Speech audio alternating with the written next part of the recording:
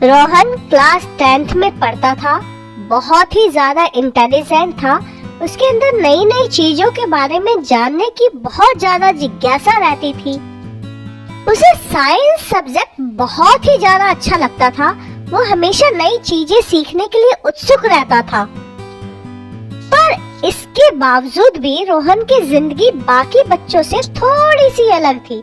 वह बचपन से ही अपने पैरों पर चल नहीं सकता था और व्हील चेयर इस्तेमाल करता था।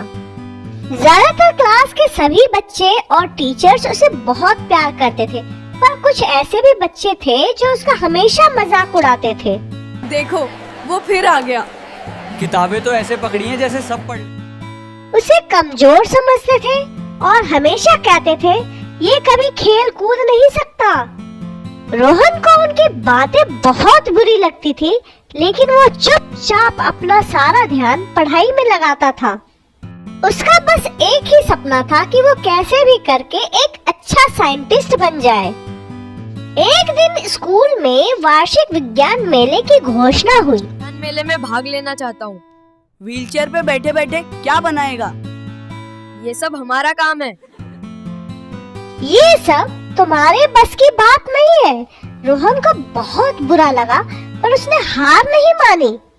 उसने मन में सोचा कि क्यों ना इसका मुंह अपने काम से बंद किया जाए। उसने एक प्रोजेक्ट बनाने का फैसला किया। किसानों के लिए एक छोटा सौर ऊर्जा वाला जल पंप। रोहन ने किसानों के लिए सौर ऊर्जा से चलने वाला एक छोटा पंप बनाने का निश्चय किया, और ये एक ऐसा मॉडल था जो सूरज की रोशनी से चलकर पानी खुद खींच सकता था, जिससे किसानों को सिंचाई करने में मदद मिल सके। प्रोजेक्ट बनाना इतना भी आसान नहीं था।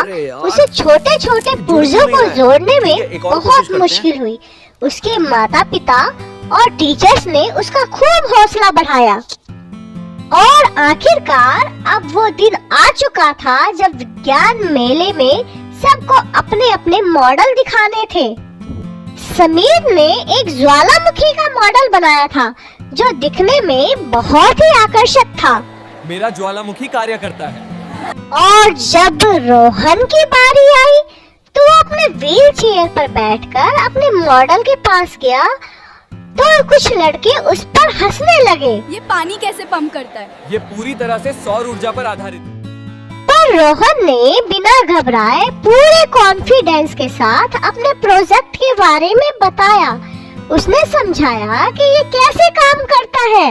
इस तरह से हमारा मॉडल काम करता है सर। जैसे ही सोलर पैनल पे धूप पड़ती है, पंप चालू हो जाता है। ये किसानों के लिए सिंचाई में बहुत उपयोगी है। जज और टीचर्स ने मिलकर न सिर्फ उसकी तारीफ की, बल्कि उसके पीछे जो उसकी सोच थी उसकी भी बहुत सराहना की। बहुत अच्छा काम किया है, विचारशील और नवीन।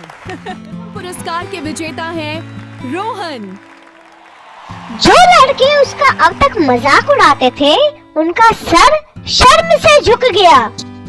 समीर खुद चलकर उसके पास आया और बोला, मुझे माफ करना दोस्त, मैंने तुम्हें गलत समझा। तुम सच में बहुत काबिल हो। रोहन ने भी उसे मुस्कुराकर माफ कर दिया। उस दिन सबने सीखा, असली ताकत शरीर में नहीं, बल्कि हिम्मत, लगन और दिमाग में होती है। रोहन ने यह भी साबित कर दिया कि अगर सपनों में जान हो और इरादे मजबूत हो, तो कोई भी शारीरिक बाधा आपको उड़ने से नहीं रोक सकती।